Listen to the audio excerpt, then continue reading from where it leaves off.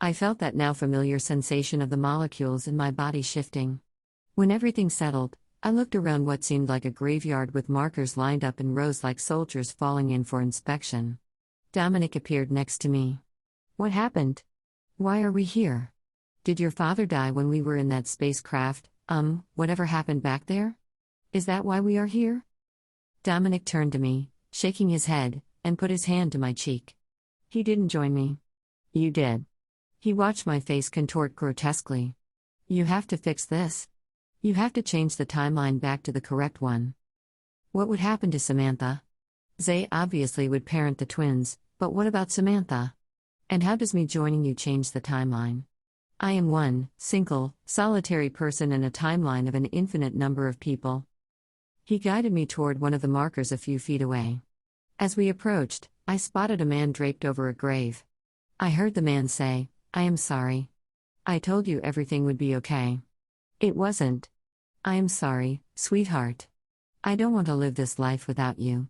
It was one thing when we were separated, when I knew you were okay somewhere in the universe. I knew that voice immediately. I cannot bring you back, but I can protect Samantha. I can make sure Ethan and your parents don't get a hold of her." I knelt beside him and put my arm around Drew. He spoke to the grave and whispered, "I feel you. I feel your presence here."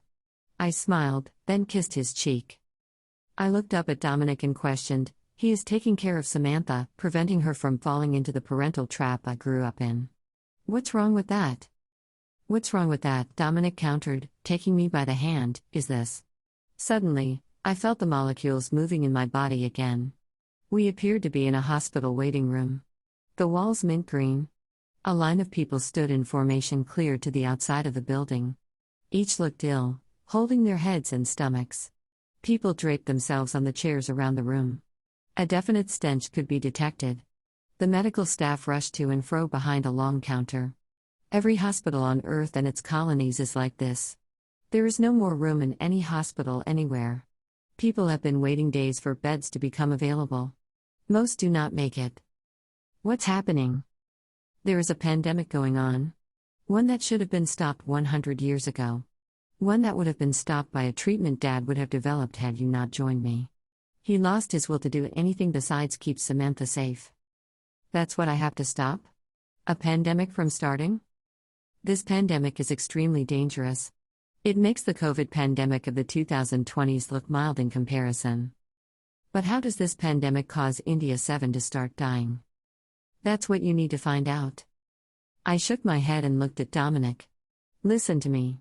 I may have the ability to time travel, but I do not know how to use it, and I have no idea where I am supposed to find this, I said with grave deliberation, using air quotes, answer to save India 7 or all these people.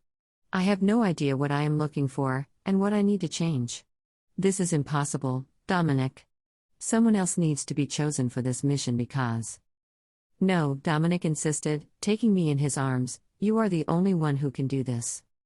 I can't do this. I can't do it. I stared at him. He held me at arm's length. You can, and you will. Not only will India 7 die, you are preventing us from living the lives we were meant to live, to do the work we were supposed to do.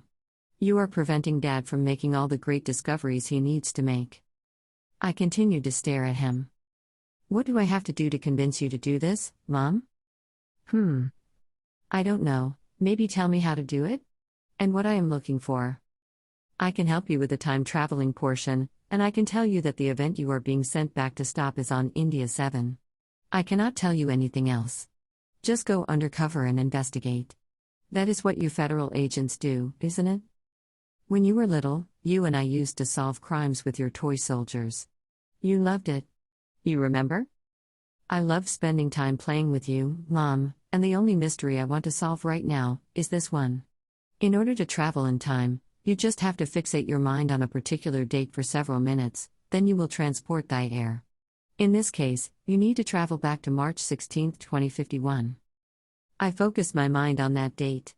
A couple minutes later, I felt my molecules move around again before I stabilized. When I did, I looked around and noticed I stood on a street corner. I saw storefronts on every side of the street, on each of the four corners.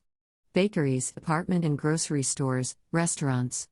I glanced at the Quan pad in my hand and noticed the date, March 16, 2051. I had no idea what I was looking for. I had no idea in what direction to go or how long I would be here. I twisted my mouth when I noticed a cafe in a nearby parking lot. I was a little hungry.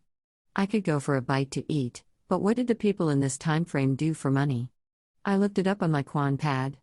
They used something called a money chip. It attached to their phone, device, or keys, and it deducted money from the account attached to it once scanned. Too bad I couldn't make a deposit on one of these money chips from the future.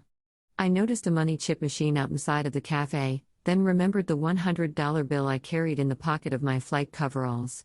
I retrieved it from the secret pocket and headed over to the machine. Studying it, I felt a bit anxious. I knew money hadn't changed much in the last 100 years on Earth, but did this machine take Earth currency? I slipped the bill into the feeder and waited for a few moments before a gold chip dropped down from the machine, ready for me to take. I slipped it into my pocket, then moved toward the doors of the cafe.